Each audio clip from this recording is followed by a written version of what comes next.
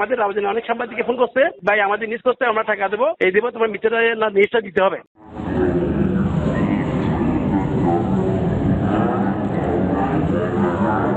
চট্টগ্রামের রাউজানে বিএনপি দু গ্রুপের সংঘর্ষের ঘটনাকে কেন্দ্র করে সংবাদ সম্মেলন করেছে রাউজান উপজেলা বিএনপির একাংশের নেতারা। বুধবার দুপুরে চট্টগ্রাম নগরীর নাসিমন ভবনে উত্তর জেলা বিএনপির কার্যালয়ে আয়োজিত সংবাদ সম্মেলনে চট্টগ্রাম উত্তর জেলা বিএনপির বিলুপ্ত কমিটির আহ্বায়ক গোলাম আকবর খন্দকারের অনুসারীরা এই সংবাদ সম্মেলনে উপস্থিত ছিলেন। সংবাদ সম্মেলনে তারা দাবি করেন, পূর্ব পরিকল্পিতভাবে গোলাম আকবর খন্দকারের উপর হামলা ও হত্যা চেষ্টা চালায় গিয়াসউদ্দিন কাদের চৌধুরীর সমর্থিতরা।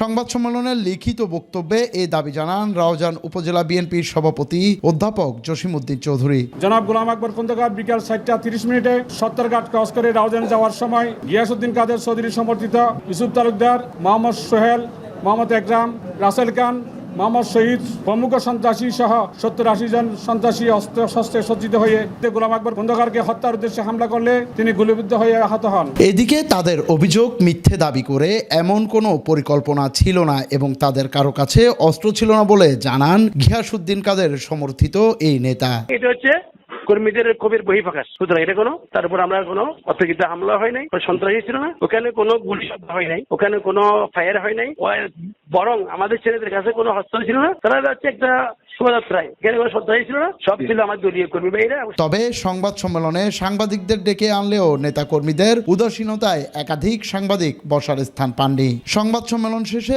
বেশ কিছু সাংবাদিকদের হাতে টাকা বিতরণ করতে দেখা যায় চট্টগ্রাম উত্তর জেলা বিএনপির সভাপতি জসিমউদ্দিন চৌধুরীকে।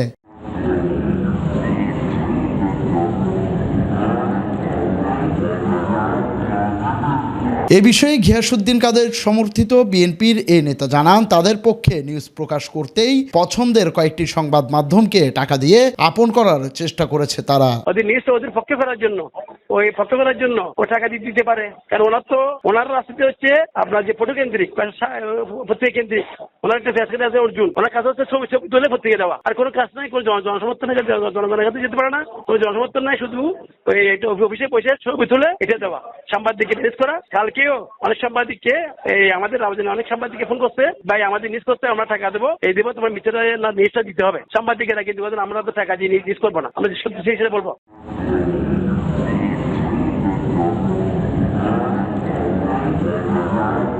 ডেস্ক রিপোর্ট, সময় নিউজ।